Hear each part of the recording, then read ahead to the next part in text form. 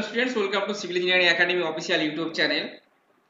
Today we are very happy to share the success story of Subir Mondol, who passed the WPSC JEE 2022 exam in civil engineering.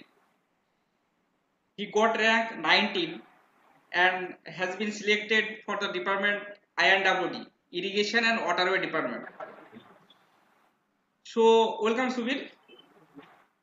Thank you, sir. Subir Mondol from Bardhaman, তাই তো? Yes, sir. হ্যাঁ, sir.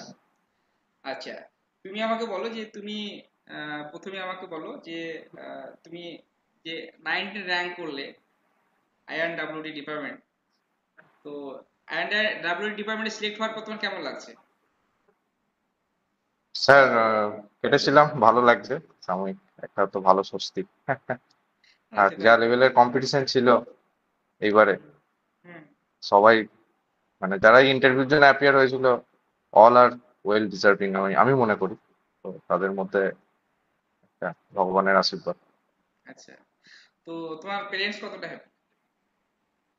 হ্যাঁ sir, হ্যাঁ, তারাও happy. তাদের well wishes, আপনাদের well wishes, বাকি সবার তো ওয়েল উইশেস। তারা আমার জন্য এতটা স্যাক্রিফাইস করেছে, যখন যা বলেছি তারা আমার পাশে দাঁড়িয়েছে।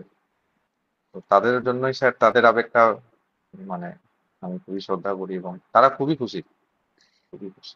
পিডব্লিউডির পর সবার সব স্টুডেন্টের একটা ড্রিম থাকে আইএনডব্লিউডি বা পিএইচই, পাবলিক হেলথ ইঞ্জিনিয়ারিং আচ্ছা, বা এদার ইরিগেশন আর ওয়াটার ডিপার্টমেন্টে জব করার। তো সেখানে তুমি অলরেডি সিলেক্ট হয়ে গেছো। হ্যাঁ, তুমি হ্যাঁ 19 স্যার। র্যাঙ্ক করেছো সেখানে।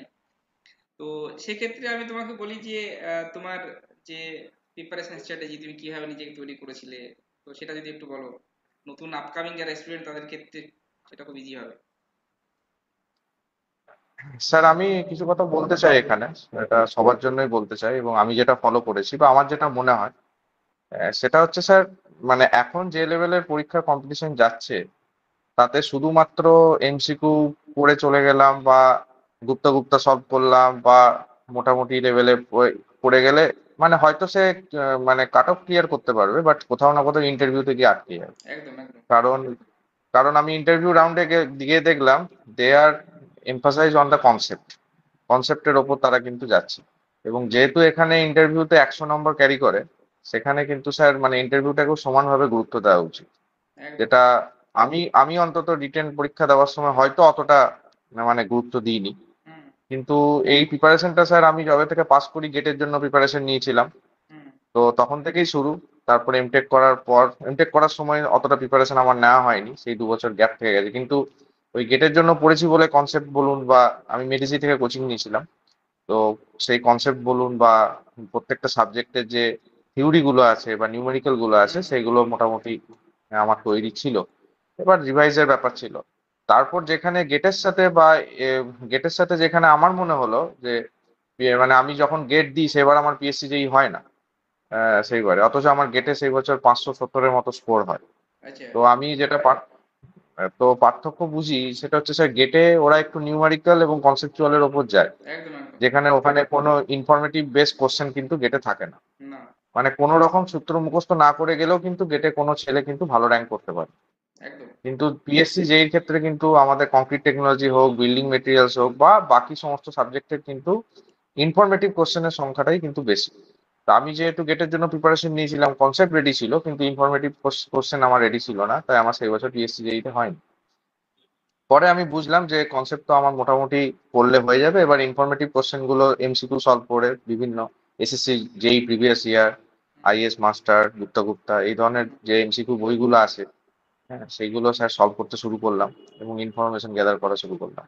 তারপর নোট নোট করে রাখতাম, যেগুলো আমার নোটের মধ্যে ছিল সেগুলো আমি আর লিখতাম না আলাদা করে, বা ওকে। যেগুলো বইয়ের মধ্যে আছে লিখতাম না। যেগুলো আমি এক্সট্রা কোনো এমসিকিউ পেতাম বা ধরুন যেগুলো মানে খুবই মানে এগুলো কোনো কনসেপ্ট দিয়ে হয়তো হয় না, একদম। অনলাইনার, সেইগুলো স্যার আমি ডায়েরিতে লিখে রাখতাম সাবজেক্ট ওয়াইজ। মানে যেগুলো তুমি তারপর স্যার পারছো না বা যে এমসিকিউ গুলো তোমার আনকমন মনে হচ্ছে সেগুলো তুমি আলাদাভাবে নোট ডাউন করতে, তাই তো? আলাদা করে লিখে রাখতাম। কিছু কিছু এমসিকিউ স্যার থাকে যেগুলো হয়তো প্র্যাকটিক্যালি যারা কাজ করছে তারাই হয়তো মানে যারা জিনিসটা ভিজুয়ালাইজ করছে তারাই একদম হয়তো বলতে পারবে। একদম একদম। সেইগুলো হয়তো কনসেপ্ট দিয়ে বা থিওরিটিক্যাল নলেজ দিয়ে হয় না।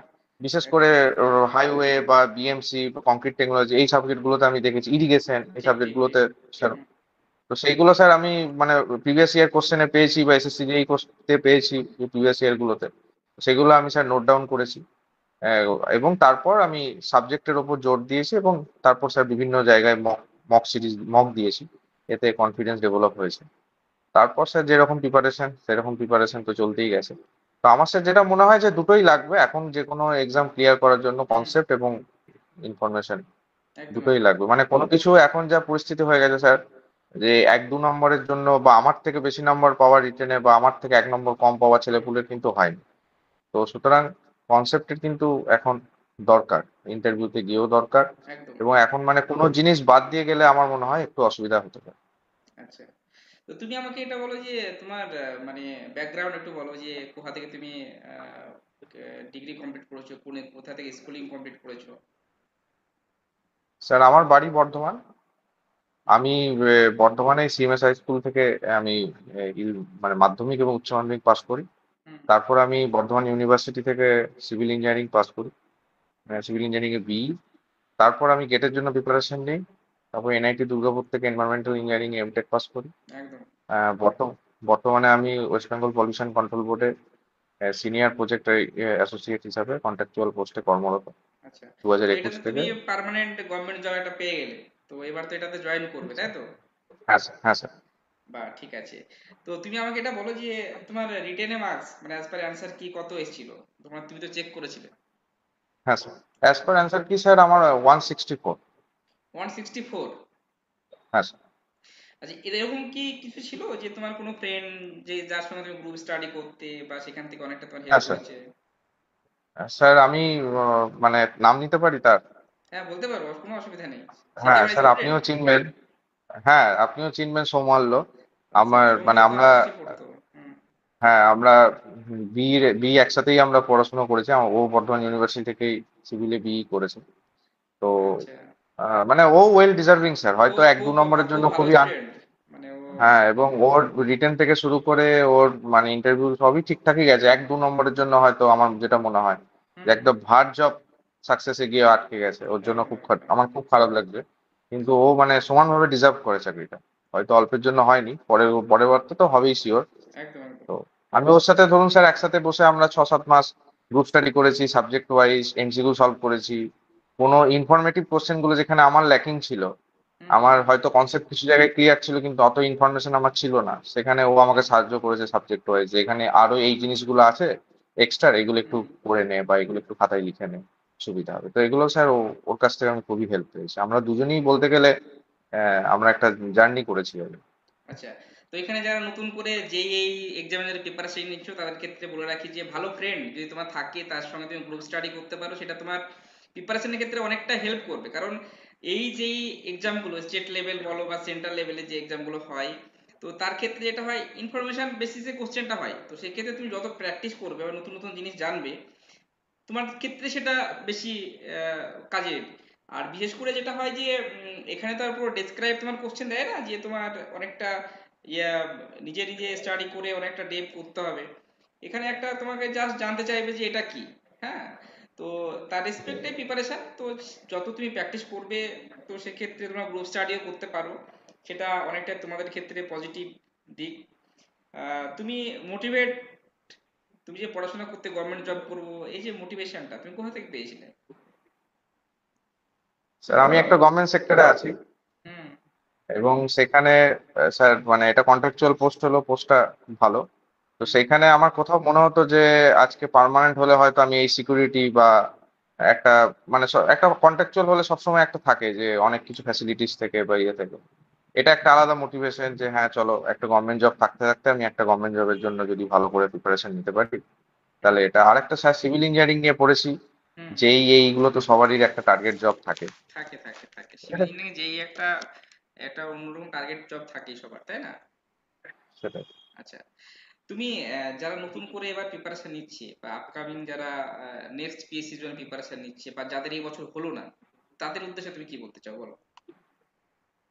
স্যার আমি আমার বন্ধুর কথাই ধরেই বলছি যে হয়তো খুব অনেক ছেলে আছে, আমি একটা জায়গায় দেখছিলাম যে ওই হুম। 1 বা 2 নম্বরের মধ্যে 55 থেকে 60টা ছেলে ঢুকে আছে।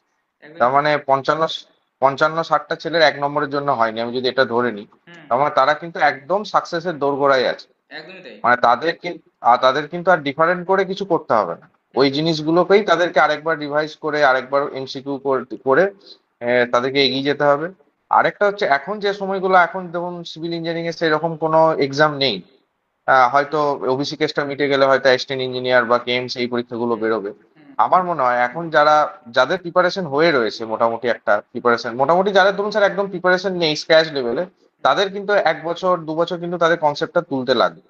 হুম, কনসেপ্টটা বুঝতে বা সাবজেক্ট ওয়াইজ তাদেরকে প্রিপেয়ার করতে হবে। তারা যদি এখনই ভাবে যে আমি না পড়েই এমসিকিউ সলভ করবো, চ্যাপ্টার না পড়েই আমি শেয়ার ফোর্স বেন্ডিং মুভমেন্ট না করেই ডিফ্লেকশন অফ বিম করবো, তাদের সমস্যা হবে। হুম, হয়তো একটা কোশ্চেন করে নেবে, দুটো কোশ্চেন করে নেবে, কিন্তু একটু ঘুরিয়ে কোনো কোশ্চেন নেয়, তাদের কিন্তু গিয়ে আটকাবে। আটকে যাবে। তো তারা আগে, যারা স্ক্র্যাচ লেভেল থেকে শুরু করবে তাদের সাথে একটুখানি কনসেপ্টটা তুলে নিয়ে বা প্রত্যেকটা সাবজেক্টের কনসেপ্ট ডেভেলপ করে তারপর তাদের ফার্দার এগোনো উচিত। আর যাদের অলরেডি প্রিপারেশন হয়ে রয়েছে, অল্পের জন্য হয়নি, তাদের আর বিশেষ কিছু করার দরকার নেই। এখন আগামী দিনে এই আসছে বা ধরুন স্যার কেএমসি আসছে, যে সাবজেক্টগুলো তাদের মনে হয় যে একটু পিছিয়ে আছি, যেমন স্ট্রাকচার হোক, ফর্ম হোক, ফ্লুইড হোক, এই সাবজেক্টগুলো আমরা সাধারণত যেই জন্য অতটা ডিটেলসে আমরা যাই না, হুম, এই সাবজেক্টগুলো এখন একটু যদি ডিটেলসে গিয়ে প্রিপেয়ার করা যায়, মানে যেই জন্য তাহলে আমার মনে হয় প্রিপারেশন বেটার নিলে হবে। এই জন্য 40% তুমি এগিয়ে আছো, তাই তো? হ্যাঁ এবার স্যার। অ্যাস্টে লেভেলের এক্সামটা একটু অন্য লেভেলের। এবার অ্যাকচুয়ালি তোমাকে একটা হ্যাঁ জিনিস বলি, যে আমাদের এক্সাম নেই কিন্তু সেন্ট্রাল গভর্নমেন্ট এসেসি যে প্রত্যেক বছর কন্ডাক্ট করছে। আমরা তো যদি সেন্ট্রাল গভর্নমেন্টের এক্সামের দিকে একটু ঝুঁকি, তো সেক্ষেত্রে অনেকটা হয়তো ইজি হয়ে যাবে। বা অনেকে যেমন যেটা হয় যে সামনে নির্মল সহায়কটা বেরোনোর একটা হিউজ চান্স আছে ওবিসি কেসটা হয়ে গেলে। সেটাই তো স্যার। যেই লেভেলের তোমার এক্সাম তুমি পেয়ে যাবে, কেএমসি হোক বা কেএমডিও হোক বা আপকামিং যে পিএসসি হোক, তো তোমার প্রিপারেশনটা কিন্তু কন্টিনিউ রাখতে হবে। মানে তুমি যে কন্টিনিউ যবেই রাখতে তোমার হবে, এক্সামটা হোক না কেন, তাই তো?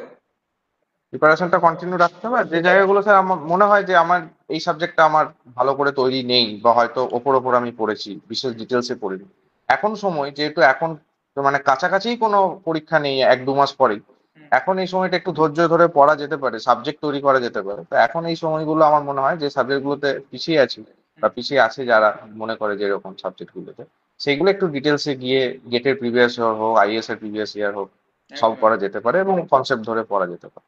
একদমই তাই। মানে বিশেষ করে আমরা যদি দেখি যে স্ট্রাকচারাল পার্টগুলো এখন কনসেপ্ট ক্লিয়ারের ব্যাপার আছে, আরসিসি হোক বা স্ট্রেংথ অফ মেটেরিয়াল হোক, এই কনসেপ্টগুলো ক্লিয়ার এখন করে রাখো। আর এক্সামের সময় যেগুলো থিওরি বেসিস সাবজেক্ট, সেগুলো তোমার বিএমসি হোক, হ্যাঁ, কনক্রিট কারণ স্যার টেকনোলজি হোক। এক্সামের সময় আমি যেটা দেখেছি যে কংক্রিট টেকনোলজি, বিএমসি, এগুলো থিওরি পড়ে নিলাম, এমসিকিউ সলভ করলাম, হয়ে যায়। হয়তো একটা সাবজেক্ট 2-3 দিনে হয়ে যায়, কিন্তু এই স্ট্রাকচার সম যদি আমি ভাবি সেই সময় না না, এমসিকিউ হবে সলভ না, ওই করে আমি সময়টাই হবে করে না। নেবো, এটা একটু হুম। অসুবিধা হয়। তো তুমি আমাকে এটা বলো, তুমি দিনে কতক্ষণ পড়াশোনা করতে, জব করার পরে কিভাবে টাইম বের করতে? সেরকম স্যার ফিক্সড কোনো সময় ছিল না। সন্ধ্যেবেলায় বাড়ি রুমে ফিরে, আমি আসানসোলেই থাকি, রুমে ফিরে পড়তাম।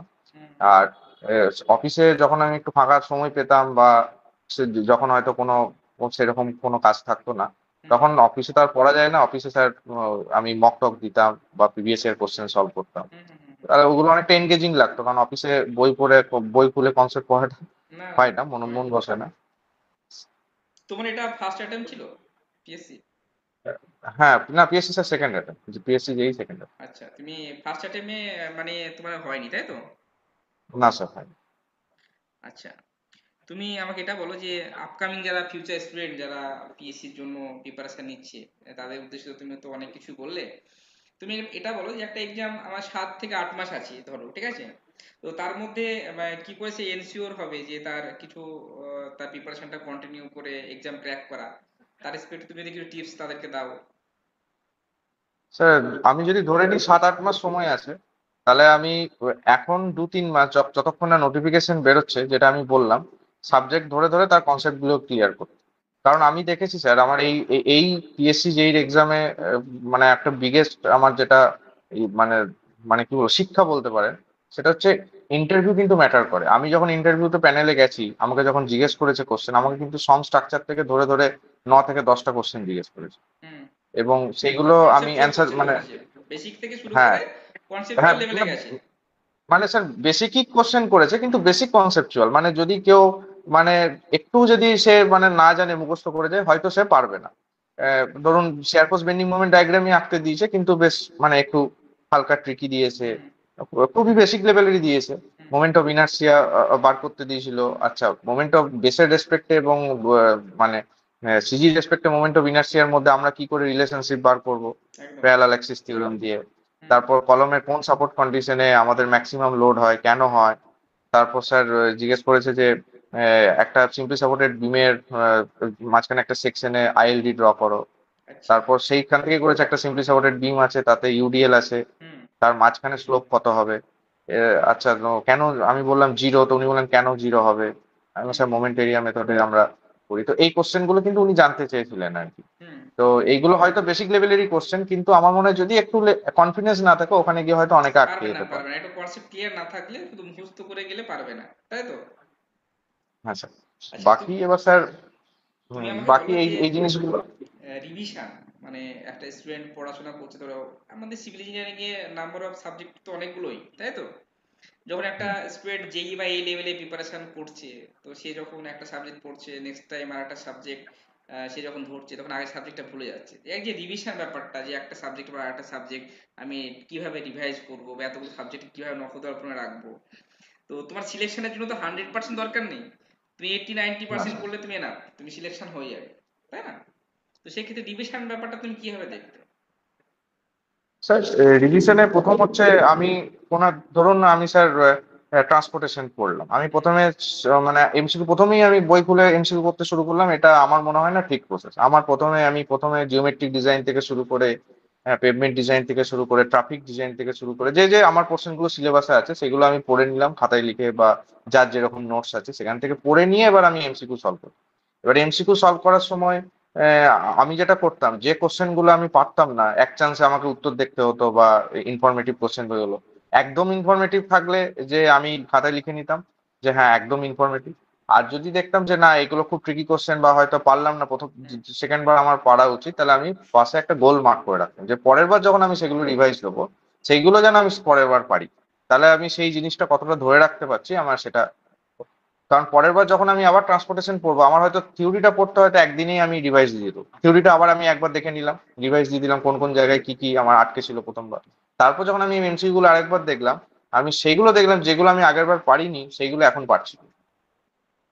একদমই তাই। দেখো, আমি এক্ষেত্রে বলে রাখি যে যে কোনো এক্সামের জন্য প্রিপারেশন যখন তুমি নিচ্ছ, তো সেক্ষেত্রে যেটা হয় যে রিভিশনের যে ব্যাপারটা, তুমি যখন একটা থিওরি সাবজেক্ট পড়ছো, সেক্ষেত্রে থিওরি সাবজেক্ট পড়ার পর তুমি এমসিকিউ করতে করতে দেখা যাচ্ছে তুমি 60% পেরে যাচ্ছ, তুমি 40% পারছো না। তুমি ফার্স্ট টাইম একবার রিভিশন তুমি দিয়ে দিলে, একবার তুমি প্র্যাকটিস করে নিলে, এবার সেকেন্ড টাইম তখন যখন তুমি রিভিশনে যাবে, ওই 60% বাদ দিয়ে বাকি 40% যেটা পারোনি তুমি, সেটাতে বেশি ফোকাস দেওয়া উচিত, তাই তো? সেটাই। তো তাহলে তোমার একদম কি স্যার। হয় হচ্ছে যে টাইমটা অনেকটা সেভ হয়ে যাচ্ছে, বা বিশেষ করে রিভিশন বা পিওআইকিউ স্টার্টিং এ হয় তিনবার অ্যাটলিস্ট, তিনবার একটা জিনিস তুমি যদি প্র্যাকটিস না করো, তুমি সেটা পার্টিকুলারলি তোমার মনেও থাকবে না, নখদর্পণেও থাকবে না, তাই তো? আর কিছু কিছু ইনফরমেটিভ কোশ্চেন থাকে যেগুলো আমাদের বারবার দেখা সত্ত্বেও মনে থাকে না, মানে গুলিয়ে যায় যেটাকে বলে। একদম, একদম। হ্যাঁ, ব্রিকের সাইজ থেকে শুরু করে বিভিন্ন ধরনের যেগুলো একদম ইনফরমেটিভ, মানে যেখানে কোনো কিছু করা যাবে না, সেগুলো বারবার স্যার যখন হবে মানে বোরিং লাগলেও সেগুলো বারবার লিখতে হবে আর কি না দেখে। আর একটা জিনিস স্যার যেটা আপনি বললেন যে এই যে গ্রুপ স্টাডিটার একটা গুরুত্বপূর্ণ ব্যাপার হচ্ছে আমরা অনেক জিনিস চোখে দেখি, চোখে দেখে হয়তো কানে শুনি না, এবং কানে শোনা এবং চোখে দেখা দুটো জিনিসই ইম্পর্টেন্ট। কারণ কানে হয়তো আমি কোনো কোশ্চেন আমি চোখে দেখতে মিস করে গেলাম, কিন্তু আমি কানে শুনে শুনে রাখলাম, হুম। কনসেপ্টটা বুঝে রাখলাম কারোর মাধ্যমে, তাহলে সেই জিনিসটা অনেকদিন ক্যারি ফরওয়ার্ড। এবং কখনো যদি পরীক্ষা হলে আমি সেই কোশ্চেনটা পেয়ে গেলাম, হয়তো সেই মুহূর্তে আমার কনসেপ্ট নেই কিন্তু আমি শুনেছিলাম, মনে হলো এটা আমি অ্যান্সারটা শুনেছিলাম কখন। একদম, মানে একদম। এরকম আমার মনে হয় হয়েছে। আচ্ছা সুবীর, তুমি আমাকে বলো যে আমাদের যে সিভিল ইঞ্জিনিয়ারিং একাডেমি যে থেকে তুমি যে কোর্সটা নিয়েছিলে, বা আমার যে ক্লাসগুলো তুমি অ্যাটেন্ড করেছিলে, বা যে কোনো ডাউট তুমি আমাকে হোয়াটসঅ্যাপে জিজ্ঞেস করতে, তো সেখান থেকে তুমি কতটা উপকৃত হয়েছিলে, মানে ইন্টারভিউ রিলেটেড? হ্যাঁ স্যার, খুবই। আমি তো ইন্টারভিউতে আপনার গাইডেন্সেই আমি ইন্টারভিউর জন্য প্রিপারেশন নিই। আপনি আমার 2 থেকে 3 বার ইন্টারভিউ নিয়েছেন, এবং কোন কোন জায়গায় আমার মানে জোর দেওয়া উচিত, কোন কোন জায়গা থেকে কোশ্চেন আসতে পারে, এই যে সম স্ট্রাকচারের মানে আপনি যে খুঁটি খুঁটি করে সম স্ট্রাকচারে আমাকে কোশ্চেন করেছিলেন আর কি, একদম, একদম। সেটা কাজে লেগে গেছে। আমি ভেবেছি মানে কোনো জায়গা হয়তো আমার সেই মুহূর্তে মনে পড়ছে না, আমি আবার দেখেছি। হুম, হুম। এটা তো একটা স্যার রয়ে গেল আরেকটা পার্ট। আরেকটা পার্ট স্যার হচ্ছে যে এই যে মানে ধরে ধরে যে ইন্টারভিউর জন্য প্রত্যেকটা সাবজেক্ট ওয়াইজ যে গুরুত্ব দেওয়া, আমার ওয়ার্কিং এক্সপিরিয়েন্সকে গুরুত্ব দেওয়া হুম। বা ইন্টারভিউর জন্য, এটা স্যার আপনার কাছ থেকে মানে খুবই ভালো গাইডেন্স পেয়েছি এবং আমি প্র্যাকটিক্যাল ফিল্ডে মানে যেভাবে খুবই তোমাদের হেল্পফুল হয়েছে। বুঝিয়েছিলাম সেটা প্র্যাকটিক্যাল প্র্যাকটিক্যাল ফিল্ড, ফিল্ডটা। Exactly sir. যে আমার মানে আপনি আমাকে একটা কোশ্চেন করেছিলেন যে আমার এই পলিউশন কন্ট্রোল বোর্ডের জিনিসটাকে আমি কি করে রোডে মানে ইমপ্লিমেন্ট করতে পারি, মানে আমি রোডে রোডে কোথাও হচ্ছে, তাহলে আমি ওই যে কাজটাকে আমি কি করে সিভিল ইঞ্জিনিয়ারিং ইমপ্লিমেন্ট করতে পারি। হুম। প্রায় এই টাইপেরই কোশ্চেন ওরা কিন্তু অনেক সময় মানে জানতে চেয়েছে আর কি, আচ্ছা হয়তো আচ্ছা। এক্স্যাক্টলি ওই কোশ্চেনটাই নয় ওই কিন্তু মানে রিলেটেড ভাবিছে কোশ্চেন। একই দিকে, আচ্ছা আচ্ছা। Related question. হুম হুম। তো তো এগুলো তো স্যার খুবই হেল্পফুল। আমার সিভিল একাডেমি থেকে এবার 82 জন মতো সিলেক্ট হয়েছে, তার মধ্যে তুমি ওয়ান অফ দেম। তো সবার মানে প্রিপারেশন স্ট্র্যাটেজি কেমন ছিল বা তাদের যে সাকসেস স্টোরি সেটা সব আমরা শুনবো এক এক করে। তো so thank you so much Subir, অনেক সময় দিলে তুমি আমাদেরকে। নেক্সট টাইম কোনো ডিপার্টমেন্ট রিলেটেড, তুমি ইরিগেশনে ঢুকবে, কোনো ডিপার্টমেন্ট রিলেটেড যদি কোনো কোয়ারি থাকে বা সাজেশন লাগে, অবশ্যই তোমার সঙ্গে কন্ট্যাক্ট করবো আমরা। আর হ্যাঁ নিউ স্যার, অবশ্যই স্যার। স্টুডেন্টকে তোমার একটা জিনিসই বলবো যে তোমরা অ্যাকচুয়ালি তোমরা ফলো করতে থাকো, প্লাস প্লাস স্টাডিটা কন্টিনিউ করো। আর সিভিল ইঞ্জিনিয়ারিং একাডেমি কে তোমরা ফলো করো, দেখবে সাকসেস আসবেই। কিছু কিছু ক্ষেত্রে সেলফ স্টাডি করে অনেক সময় সাকসেস পাওয়া যায়, সেটা তোমরা সেলফ স্টাডি করতে থাকো। সঙ্গে কিছু কিছু টিপস যেগুলো যারা নতুন এবার পাচ্ছে তারা কিভাবে পেয়েছে, কিভাবে সাকসেস হয়েছে, তো সেগুলো একটু কাজে লাগিয়ে একটু যদি স্মার্ট স্টাডি করতে পারো, অবশ্যই সাকসেস আসবে। তো থ্যাংক ইউ সুবীর, ভালো থেকো। Thank you sir, thank you very much sir. Okay okay. Thank you.